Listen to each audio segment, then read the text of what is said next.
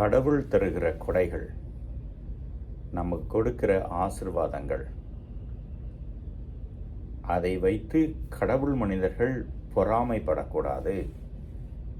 கடவுளுடைய விருப்பம், அது யாருக்கு வேண்டுமானாலும் கொடுக்கலாம். நமக்கு கொடுத்திருந்தால் அதை வைத்து கடவுளுக்கு ஊழியம் செய்வோம். அதே நேரம் நமக்கு பிடித்தவர்கள், பிடிக்காதவர்கள், நம்முடைய நண்பர்கள், எதிரிகள் என்று தரம் பார்த்து நமக்கு வந்தது பிறருக்கு வரக்கூடாது, அவர்களுக்கு ஏன் வந்தது என்ற கேள்வி வந்தால் அங்கே பொறாமை வந்துவிடும், சகிப்புத்தன்மை இருக்காது. இன்றைய வாசகங்கள் பொறாமை நீக்கி சகிப்புத்தன்மையோடு தீமையை விளக்கி எல்லோருக்கும் பணி செய்யக்கூடிய வாழ்வை பெற்றுக்கொள்ள அழைப்பு விடுக்கிறது. முதல் வாசகத்திலே மோசேக்கு உதவியாக 70 பேர் நியமிக்கப்படுகிறார்கள். அவர்களிலே 2 ஆண்டவருடைய ஆவியை பெற்றுக்கொள்ள வரவில்லை. ஆனாலும் ஆண்டவருடைய ஆவி வல்லமை அவர்களுக்கு கொடுக்கப்படுகிறது. அவர்கள் இறைவாக்கு உரைக்கிறார்கள்.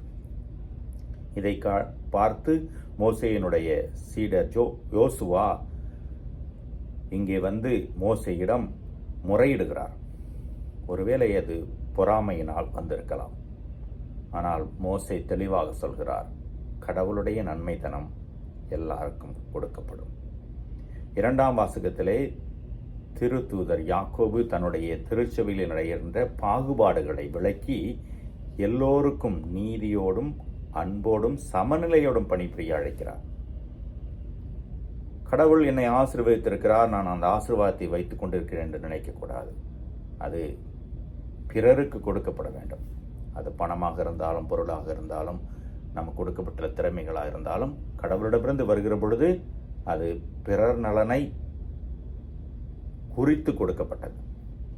நற்செய்தி வாசகத்திலே திருத்தூதர்கள் இயேசுவின் பெயரால் ஒரு சிலர் புதுமை செய்வது அல்லது பேயோட்டுவதை குறையாக வந்து இயேசுவிடம் சொல்கிறார்கள். இயேசு அங்கே சகிப்புத்தன்மையை அவர்களுக்கு கற்றுக் கொடுக்கிறார்.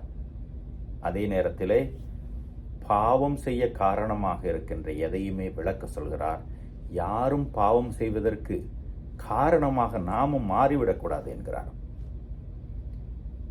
எனவே நம்முடைய உள்ளம் சார்ந்த தூய்மை, நம்முடைய உள்ளம் எவ்வளவு தூரம் கடவுளிடம் பற்று கொண்டிருக்கிறது, அந்த பற்றினால் நாம் கடவுள் தந்திருக்கின்ற எல்லா கொடைகளையும் எப்படி பயன்படுத்திக் கொள்கிறோம்,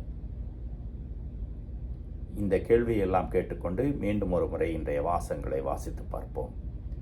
கடவுள் பிள்ளையாக இருப்பது என்பது அன்போடும் சகிப்புத்தன்மையோடும் பொறாமை இல்லாமலும் இருப்பது. இன்றைய திருச்சபையிலே அல்லது கடவுள் பணியை செய்கிற மனிதரிடத்திலே இந்த பொறாமை பல நேரங்களிலே அழிவுக்கு இட்டு சென்று கொண்டிருக்கிறது. கடவுள் பணி செய்கின்ற எல்லோரும் தங்களையே ஆய்வு செய்து பார்த்துக் கொள்வது நல்லது. இறைவன் என்றென்றும் வாழ்த்து பெறுவாராக.